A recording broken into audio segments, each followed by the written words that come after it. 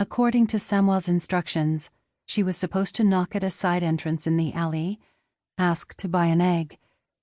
She slipped between the two buildings and found the small door, a window beside it with a curtain wide open to signal all was well.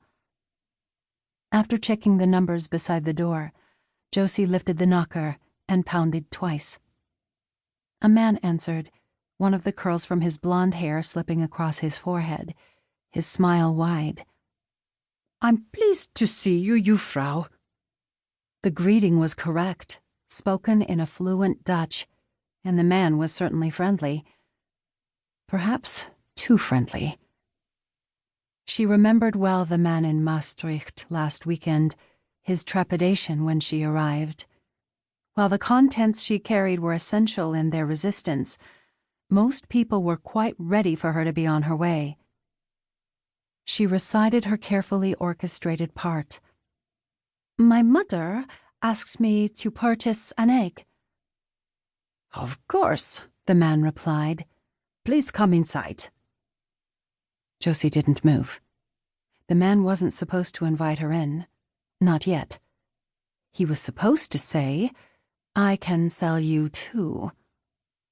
Or at least, that's how she remembered Samuel's instruction. Her fingers crept down to her waist, pressing against the envelope under her garments as she tried to recall the details that she'd stamped in her mind. Of the dozens of envelopes she'd delivered over the past year, no one had ever messed up the order of their greeting. The preciseness was critical for all of them. Turning her head, she glanced at the curtain in the window again. Someone had inched the lacy material together.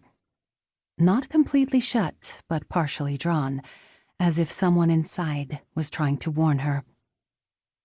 Everything inside Josie screamed for her to run, but she took a step back casually, forced another smile. "Please forgive me." She patted her skirt pocket as if she were searching for the coins. "I've forgotten my money." "You can bring it later." He glanced toward the lane. "You must come in now." Silly. That's what Samuel had commended her for. If she clung to her innocence, followed the unwritten rules, the Nazis wouldn't suspect she was working against them. "I couldn't possibly do that." She giggled and then cupped her hand over her mouth like an awkward schoolgirl. "Mama said I must pay you first." The man looked concerned, as if he wasn't sure whether or not he should insist that she come indoors. "I'll retrieve the money right away." "Juffrouw." But still she turned away, doubts raging in her mind. What if this contact was a gentleman? What if he was trying to protect her from harm? The greetings were seemingly mundane. Perhaps he just messed up the words. But the curtain. Something shuffled behind her as she started walking down the alley. Was the man following her? She didn't dare run, or even act scared. She was simply wandering back home to retrieve the coins from her mother, praying as she wandered that a policeman wouldn't stop her.